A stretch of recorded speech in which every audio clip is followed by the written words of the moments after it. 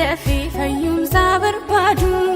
kan namni beekneef hin dandeenye keessa keenya nyaatu utuu beeknu utuu hin beekin dhoksaaf mul'inatti yakki keenya tokko tokkoonsaa fuula kee jiraati lafaaf samii iddoo dhoksaatti kan si gaddisiisne cubbuu qabnaa himaata dhugaa jalaa kan nun baasne ol galii keessummaa ulfinaa jireenya keenyaaf nagaa gallaattu sitti mannaa ejjiitii isa dhoksaa yoo si malee eenyuu nuun hubatu seenaa miti kan sitti odeessinu jireenya keenyaaf duudhaaf ka'ee adaraa kee nu gargaari maaluu maqaan Yesuus isaa du'aa ka'ee seenaa miti kan sitti odeessinu jireenya keenyaaf duudhaaf ka'ee adaraa kee nu gargaari maaluu maqaan keessa du'aa ka'ee seenaaf maqaatti hin jirru cubbuudhaan babbaanneerra nu jijjiirii jennaa nu jijjiirii salpisne keessi keenyas baadeera nu haaressi jennaa nu haaressi dhukkubbii namni hin beekne keessi keenyas dhumeera nu fayyisi jennaa nu fayyisi ijoollee baakaan turre ayyaana kee dhaabneerra nu eebbisi jennaa nu eebbisi.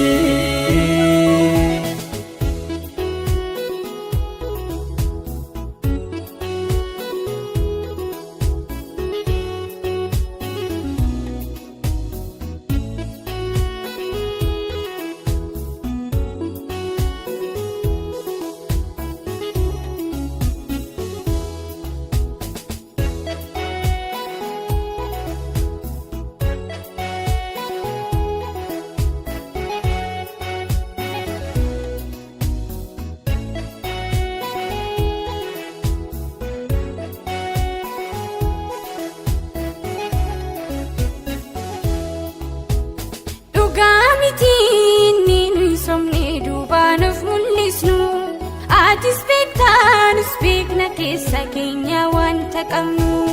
yoom rakkannee dandeettii dubbiif dandeettii lallabaa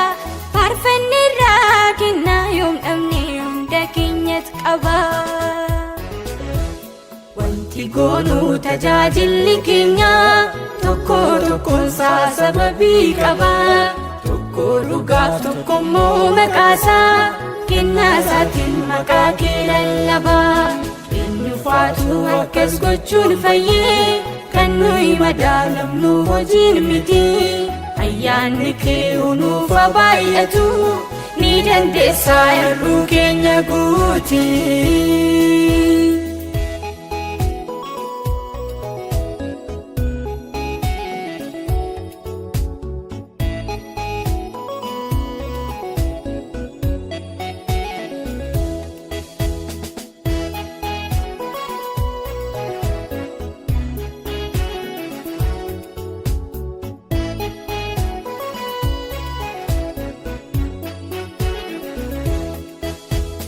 Jireenya qullaa jiraanne yoomsi gammachiifna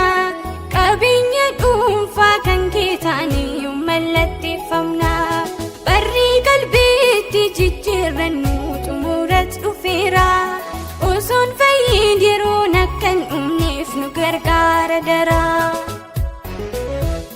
mallattaa'uuf gahaa kan nu godhu hafuura kee nurratti dhangalaasi wantaati keessatti hin argamne hunduma isaa irraanfachiisi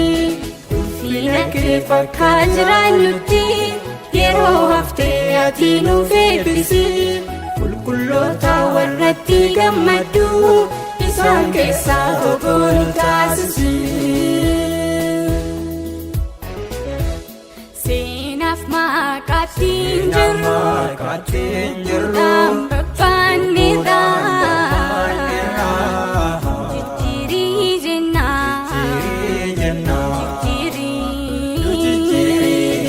ulfinaaf keessa alfisnee si keenyis baadeera haaresii jenna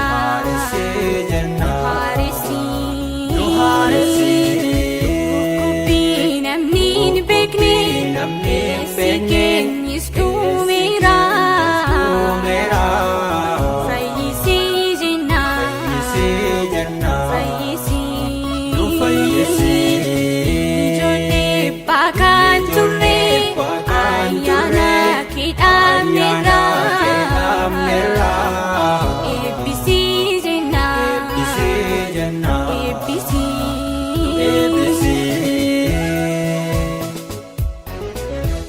Mee ol galii keessummaa ulfinaa